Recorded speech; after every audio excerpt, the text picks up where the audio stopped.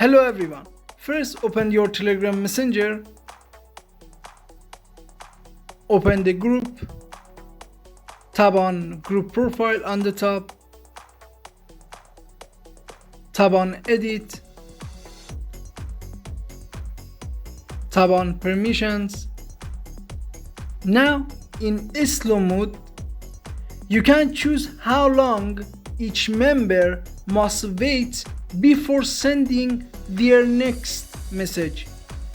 As default is off, but if you choose the 10-second, which means a member will be able to send only one message every 10 seconds, and you can choose any time you want based on your needs.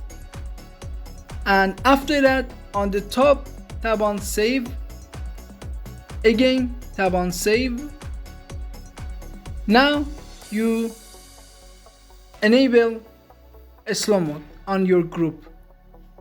I hope this video was useful for you.